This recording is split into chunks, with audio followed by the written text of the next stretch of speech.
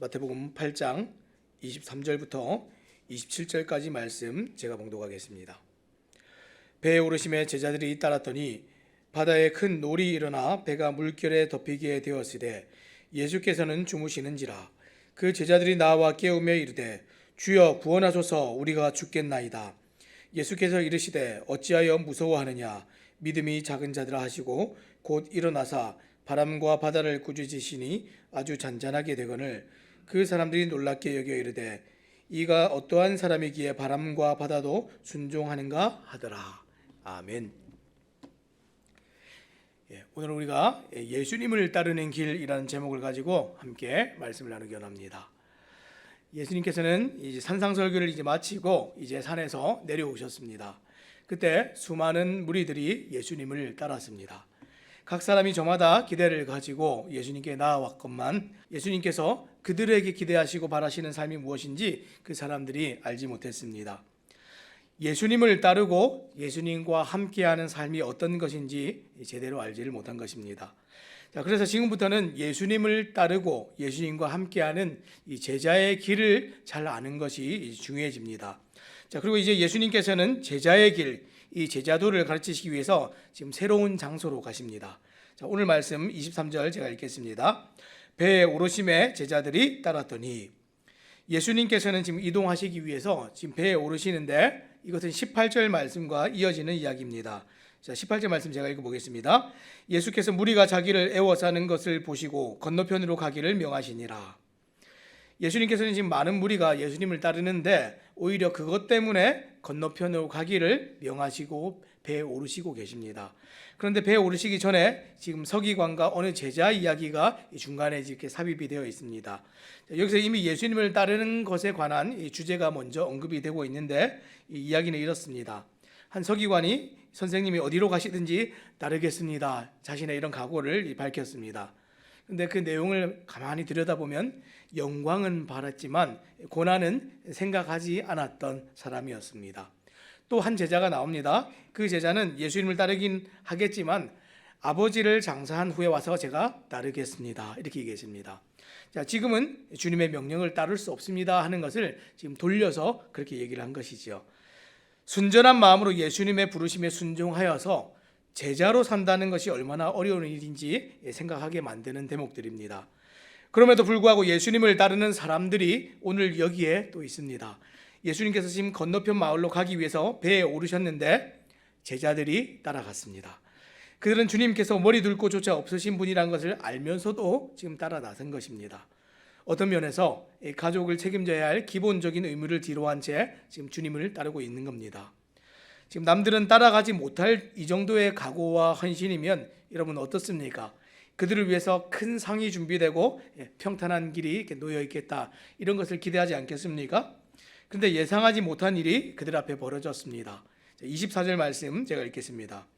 바다에 큰 놀이 일어나 배가 물결에 덮이게 되었으되 예수께서는 주무시는지라. 오늘 본문에 지금 번역은 되지 않았지만 이 헬라어 원문에는 이 구절이 카이이두라고 해서 그리고 보라, 그런데 갑자기, 이런 말로 시작이 됩니다. 예수님을 따르는 사람들의 모든 기대와 예상을 다 뒤엎는 갑자기입니다. 그리고 나서 예수님을 따랐던 제자들이 겪게 된 일은 바다의 큰 놀이였습니다. 여러분, 놀은 높은 파도를 말하는 것인데 우리가 생각할 때 주님을 따르는 제자들에게 기대되는 것은 순풍이 아닙니까? 그런데 그들이 겪게 된 것은 큰 놀이였습니다. 그때 예수님께서는 무엇을 하셨습니까? 평안히 주무시고 계셨습니다. 큰 놀이 일어서 배가 이리저리 흔들리고 배 안으로 지금 물이 들어와 배가 잠기게 될까봐 제자들은 두려움에 휩싸였습니다. 그런데 이 예수님의 제자들 출신 우리가 잘 알고 있지 않습니까? 갈릴리 어부 출신 제자들이 굉장히 많이 있었습니다. 바다의 전문가였고 배를 조종하는 일에 전문가였는데 웬만해서는 스스로 해결할 수 있는 사람들이었습니다. 그렇게 해결하려고 아마 시도를 했을 겁니다. 그런데 그들이 한계를 맞았습니다. 도무지 스스로 해결할 수 없는 그 일을 만났을 때 어떻게 했습니까? 그리고 마침내 예수님을 깨웠습니다. 자, 25절 26절 제가 읽겠습니다. 그 제자들이 나와 깨우며 이르되 주여 구원하소서, 우리가 죽겠나이다. 예수께서 이르시되 어찌하여 무서워하느냐, 믿음이 작은 자들아 하시고 곧 일어나사 바람과 바다를 꾸짖으시니 아주 잔잔하게 되거늘. 예수님께서 일어나셔서 어찌하여 무서워하느냐고 하시면서 제자들의 믿음이 작은 것을 책망하셨습니다. 그리고 바람과 바다를 꾸짖으시니 아주 잔잔하게 되었습니다. 여러분, 이 사건은 예수님을 따르는 제자의 길이 어떤 특징을 갖고 있는지 잘 보여주고 있는 사건입니다. 첫 번째, 이 제자의 길이 어떤 것인가 잘 보여주는데, 첫 번째는 제자의 길은 고난의 길입니다. 예수님께서는 지금 제자의 길이 고난의 길이라는 것을 지금 여러 번 말씀하시는데, 자, 누가복음 9장 23절인데 제가 한번 읽겠습니다. 또 무리에게 이르시되 아무든지 나를 따라오려거든 자기를 부인하고 날마다 제 십자가를 지고 나를 따를 것이니라. 자, 요한복음에서도 또 말씀하셨습니다. 15장 19절 20절 제가 읽겠습니다. 너희가 세상에 속하였으면 세상이 자기의 것을 사랑할 것이나 너희는 세상에 속한 자가 아니요 도리어 내가 너희를 세상에서 택하였기 때문에 세상이 너희를 미워하느니라. 내가 너희에게 종이 주인보다 더 크지 못하다 한 말을 기억하라. 사람들이 나를 박해하였은즉 너희도 박해할 것이요 내 말을 지켰은즉 너희 말도 지킬 것이라. 또 평생 예수님을 따르며 제자의 길을 살았던 사도 바울은 또 뭐라고 얘기했습니까? 자, 로마서 8장 17절 말씀입니다. 자녀이면 또한 상속자 곧 하나님의 상속자요 그리스도와 함께 한 상속자니 우리가 그와 함께 영광을 받기 위하여 고난도 함께 받아야 할 것이니라. 아멘. 이처럼 고난은 그리스도를 따르는 제자의 삶의 특징입니다. 자, 이 모습은 마치 항해하는 배가 순풍을 만나지 못하고 역풍을 만나거나 풍랑을 만나는 것과 같습니다. 풍랑을 만나면 정해진 목적지에 가기 위해서 어떻게 해야 됩니까? 이 바람과 거친 물결과 힘겨운 씨름을 해야 합니다. 이것은 그냥 씨름이 아니라 목숨을 건 싸움입니다. 우리가 오늘날 이 종교의 자유가 없던 시절과 비교하면 너무나 자유롭게 신앙생활을 하고 있죠. 근데 이 종교의 자유가 없던 시절에 예수님을 믿고 따르는 것은 대단히 위험한 일이었습니다. 실제로 성경은 초대교회 성도들이 겪었던 어려움을 이렇게 표현하고 있습니다. 히브리서 10장 32절 34절 말씀입니다. 전날에 너희가 빛을 받은 후에 고난의 큰 싸움을 견뎌낸 것을 생각하라. 혹은 비방과 환난으로서 사람에게 구경거리가 되고 혹은 이런 형편에 있는 자들과 사귀는 자가 되었으니 너희가 갇힌 자를 동정하고 너희 소유를 빼앗기는 것도 기쁘게 당한 것은 더 낫고 영구한 소유가 있는 줄을 알미라. 뭐라고 얘기했습니까? 비방과 환난이 있었고 사람들의 구경거리가 되었으며 갇히고 소유를 빼앗기는 일이 있었다. 이렇게 얘기합니다. 그리고 성도들은 그것을 기쁘게 생각하며 견뎠다. 이게 히브리서의 말씀입니다. 자, 히브리서 10장 34절 말씀 제가 다시 한번 읽겠습니다. 너희가 갇힌 자를 동정하고 너희 소유를 빼앗기는 것도 기쁘게 당한 것은 더 낫고 영구한 소유가 있는 줄 알미라.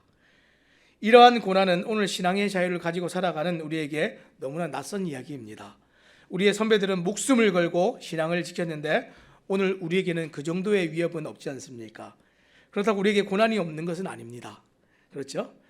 한번 돌아보시기 바랍니다. 신앙생활하는 삶, 우리가 또 신앙생활뿐만이 아니라 인생을 살아가는 모든 순간순간이 고난의 연속입니다. 이 회사의 관행이 아니라 신앙의 양심으로 하려고 할 때 회사에서도 고난을 겪을 수 있습니다. 우리가 가정을 이루고 결혼 생활을 하면 그 속에서도 고난이 있습니다. 그 결혼을 유지하고 가정을 지키기 위해서 서로 죄인된 이 가족들을 서로 받아내기 위해서도 절제하고 양보하며 희생하는 것도 또 고난입니다. 또 정말 나에게 못되게 구는 미운 사람을 주님의 이름으로 우리가 용서하고 용납하며 자기를 낮추고 섬기는 것도 여전히 고난입니다. 이처럼 현실적인 문제들을 여전히 고난이고 우리의 신앙과 충돌하면 그 고난은 더 힘들어지는 고난이 됩니다. 아프고 병들고 돈 걱정을 하고 자녀들의 미래와 안전을 우리가 늘 이렇게 염려하면서 걱정하고 살아가는 이 모든 것이 지금 다 고난입니다. 어찌 보면 인생이 다 고난이라 할 수 있습니다. 사랑하는 여러분, 예수님의 제자인 우리도 지금 어떻습니까? 병들어 아플 수 있고 직장에서 해고를 당하고 경제적인 빚에 시달릴 수 있고 자녀에 대한 염려가 늘 그렇게 있습니다. 자, 이것들은 이 땅을 살아가는 모든 사람들이 겪는 일들인데 그런데 제자인 우리에게 전혀 다른 의미와 역할을 한다 하는 것 여러분 아십니까? 우리에게 고난이 찾아올 때 여러분들은 이 고난을 어떻게 이해하고 받아들이십니까? 고난은 우리의 한계를 지금 경험하게 만들어주는 것이 고난입니다. 그래서 성도가 겪는 고난은 그 한계점에서 더욱 하나님을 바라보고 의지하도록 만들어주는 것이 성도의 고난입니다. 따라서 오늘 제자로 살아가는 우리는 고난이 올 때 자신의 한계를 깨닫고 눈을 들어서 우리 주님을 바라보아야 합니다. 지금 풍랑을 만난 제자들은 배가 물에 잠기게 되어 죽는 것이 지금 무서웠습니다. 자기들의 힘으로 이 상황을 바꿀 수 없다는 것을 알았습니다. 그들의 한계를 지금 이제 인정할 수밖에 없었습니다. 그리고 그제서야 주무시는 예수님을 깨웁니다.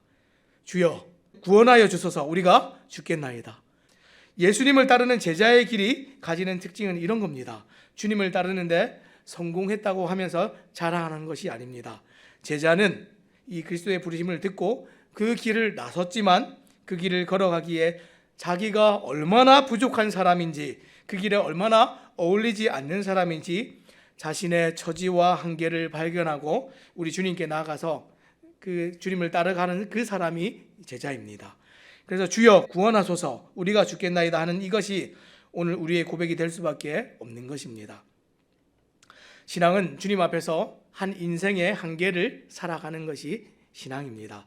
계속 물어야 하고 계속 울어야 하고 무릎 꿇어야 하는 것이 신앙생활입니다. 절대로 어디 가서 정말 고상하고 멋있는 말 한마디를 하는 것이 신앙이 아닙니다. 어쩌면 우리가 계속해서 한계를 경험해야 한다는 것이 우리를 너무 실망스럽게 만들지 모릅니다. 우리가 계속해서 당하는 고난에 대하여서 이유를 물어야 하고 울어야 되고 무릎을 꿇어야 한다는 그것이 과연 우리에게 정말 소망이 있다 말할 수 있겠습니까? 사랑하는 여러분, 그런데도 예수님을 따라가는 것이 의미가 있겠습니까? 예수님을 따르는 제자의 길이 가지는 이 두 번째 특징에서 우리의 소망을 확인해 볼 수가 있습니다. 이 두 번째 특징은 제자의 길은 예수님과 함께 가는 길이라는 겁니다. 예수님을 따르는 제자의 길이 가지는 두 번째 특징이 이 그리스도와 한 배를 우리가 타고 있다 하는 것입니다. 풍랑으로 배가 이리저리 흔들리는 중에 주무시던 예수님께서 이 제자들의 비명을 듣고 계셨습니다. 그리고 제자들에게 말씀하십니다. 어찌하여 무서워하느냐, 믿음이 작은 자들아. 이 말씀은 책망이 아닙니다. 제자들이 능히 가질 수 있는 것을 갖지 못한 것이라면 책망을 하셨겠지만 어느 누가 지금 죽음 앞에서 두려워하지 않을 수 있겠습니까? 이것은 제자들의 상황을 안타까워하시면서 깊은 사랑으로 하시는 말씀입니다. 지금 제자들이 누구와 함께 배를 타고 있는지 알지 못하고 있는 것에 대하여서 지금 예수님께서 안타까워하십니다. 그들을 부르시고 인도하시면서 함께 하시는 분이 어떤 분이신지 알지 못하고 믿지 못하는 그 믿음 작은 것에 대해서 지금 예수님께서 안타까워하십니다. 예수님께서 곧 일어나서 이 바람과 바다를 지금 꾸짖으셨습니다. 마치 병자에게 이렇게 명령하시거나 귀신 들린 사람에게 귀신을 꾸짖어 내보내시듯이 지금 똑같이 지금 바람과 바다를 꾸짖으셨습니다. 그것들이 더는 두려워할 존재가 아님을 예수님께서 보여주셨습니다.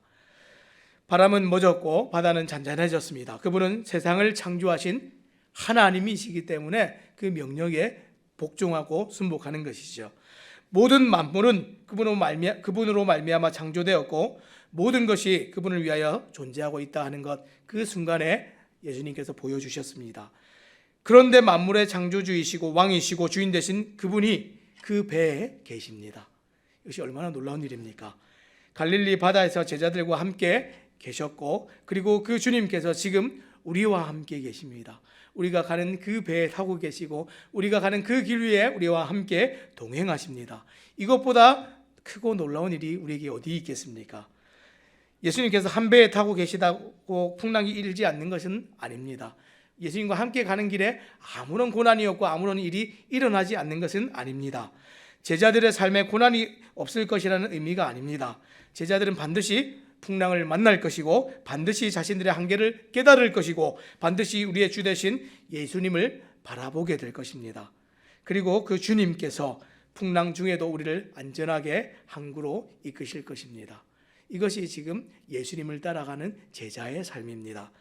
사랑하는 여러분, 지금까지 우리의 한계를 실컷 보셨습니까? 고난을 맞을 때마다, 고난을 당할 때마다, 고통을 당할 때마다, 이 믿음의 도전들이 올 때마다 한계를 실컷 보지 않으셨습니까? 이제 우리 주님의 간섭하심을 보시기 바랍니다. 말씀을 맺겠습니다.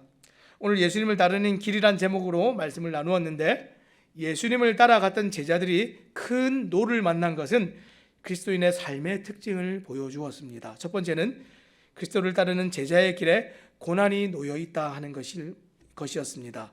하지만 고난이 끝이 아닙니다. 고난이 있는 이유는 우리에게 영광이 있기 때문에 고난을 주신다 그랬습니다. 우리가 그리스도와 고난을 나누었으니 반드시 영광도 함께 누리게 될 것입니다. 그리고 배가 폭풍을 만난 것은 교회의 특징이기도 합니다. 교회는 하나님 나라가 완성되기까지 세상으로부터 계속해서 공격을 받고 시련을 겪게 됩니다. 실제로 지난 2000년 동안 이 교회의 역사에서 교회는 무수히 많은 시련을 겪었습니다.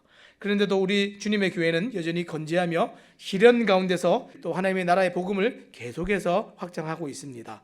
그 이유는 제자의 길의 두 번째 특징인 우리 그리스도, 우리 주님께서 교회의 머리이시고 정말 바람과 바다를 잔잔하게 하시는 그 주님께서 우리와 함께 오셨기 때문에 그렇습니다.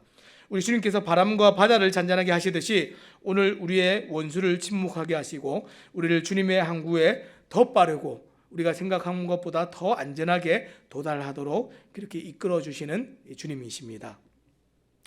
오늘도 우리가 성도로 살아가며 감당할 수 없는 고난 중에 계신 분이 계십니까? 그 고난 때문에 우리 주님께 더 나아가시기 바랍니다. 친히 우리의 질고를 아시는 주님께 아뢰고 능력의 팔로 우리를 덮으실 주님께 그 모든 고난을 다 맡기시기 바랍니다. 지금 가는 이 길이 고난일지라도 그 끝에 반드시 영광이 있음을 잊지 마시기 바랍니다. 끝으로 오늘 하루를 시작하며 새삼침내교회 모든 성도님들이 예수님과 동행하는 그 배 위에 올라 있음을 우리가 잊지 마시기를 우리 주님의 이름으로 부탁드립니다. 기도하겠습니다.